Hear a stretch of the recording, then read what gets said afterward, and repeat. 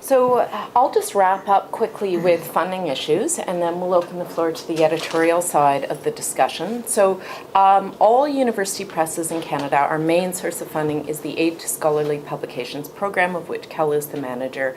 Well, I'll just call it ASPP from now on. And it's our main source because partly it's relatively straightforward for us to do when you have a lot of manuscripts on the go at once. The ASPP asks you to fill out a registration form, and if your manuscript is eligible, basically the eligibility criteria are you're Canadian or landed immigrant, or is it called permanent resident now? Permanent resident and landed immigrant, I'm not sure about the difference, but either will do. I think actually landed immigrant was like the nomenclature is wrong now because you don't have to be landed anymore in order to be a permanent resident. Anyhow, so yeah, that's one. And also you can, in exceptional cases, you can be a non-citizen and resident if your manuscript is completely about a Canadian topic, but that is kind of left to the adjudication of the ASP committee. And you also have to demonstrate, that the thesis has been revised. If you said, I've not revised the thesis, then the ASPP would say it's not eligible. Likewise, if you've published too much of the manuscript in journal form, the ASPP will tell you it's not publishable. Even if we were not going to the ASPP for funding, we would not want that to happen. Our mandate, resources are very scarce in Canadian university press publishing, and our mandate is to publish new and original works of scholarship. So while we well understand you want to kind of get your feet wet with journal articles, one or two at most, and then you will be asked by your editor to recontextualize those articles within the body of your book manuscript. So they won't even appear verbatim there. Okay,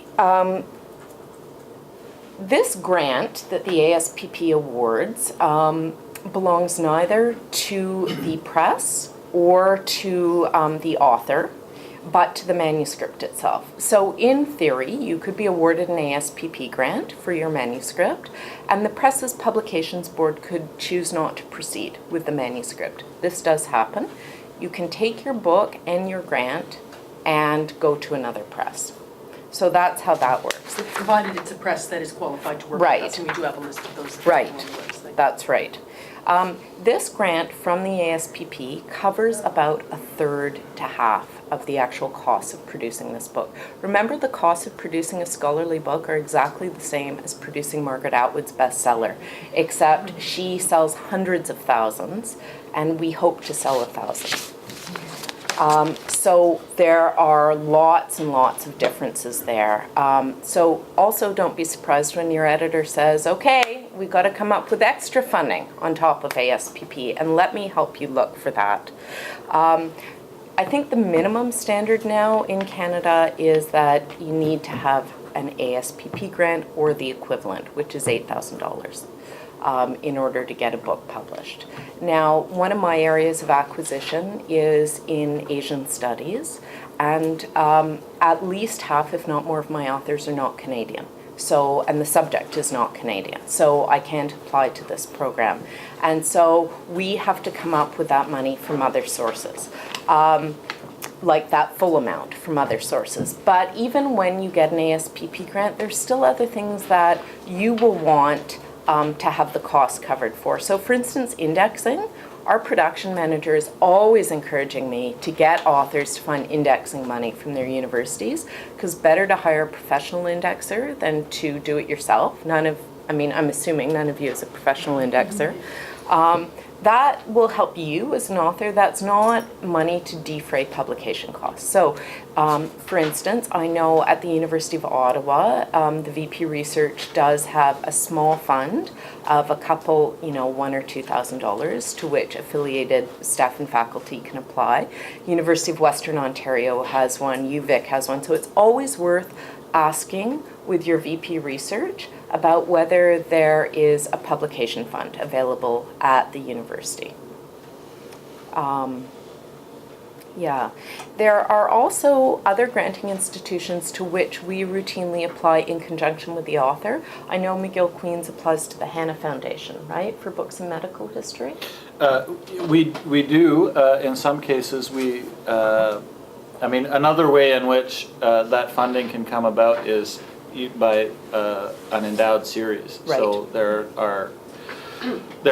a series are many ways that publishers use to organize their list, and some of us are lucky enough to have series that come with endowments so that to help defray some of that loss for potential books that are valuable and important additions to that series list.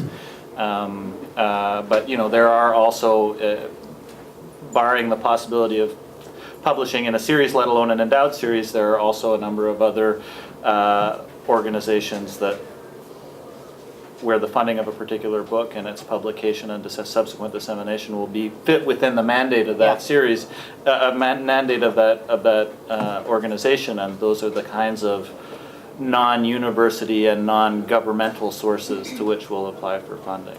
Yeah, they're governmental sources too. That's a good point. There are different foundations in Canada as well, and authors never fail to surprise me with their ingenuity at coming up with funds. So, for instance, I've got a manuscript that's going to be published on Asian religions in British Columbia, and multi-authored volume, and the editors were really ingenious at going to various, I probably shouldn't even say where they got the money from in case these foundations are flooded all of a sudden with money, but foundations I'd never heard of before. And they got little bits and pieces, and so we're able to publish the book now. So just so you know, the main source of funding is the Aid to Scholarly Publications program. And we always look for extra money on top of that, so don't be surprised. And this money should not come out of your RRSPs or your mortgage, but this money should come from institutional sources. So. Yeah, just a quick note about the indexing. Usually the indexing is the responsibility of the author. Yeah. Depending on who you ask, people have different feelings about whether or not authors are the best indexers of their books or professional indexers are the best indexers of their books. But in either case, that responsibility, whether or not you decide to do it yourself or whether or not you decide to hire someone to do it on your behalf, is yours, at least at our two presses. Yeah, same at our press with maps. Those are, you have to draw them to UBC press specifications, of which everyone is incapable, except a professional cartographer. In essence, you have to hire, if you want a map, you got to hire a professional cartographer to put it in, or do them as near to our specifications as you're able, and then he can touch them up.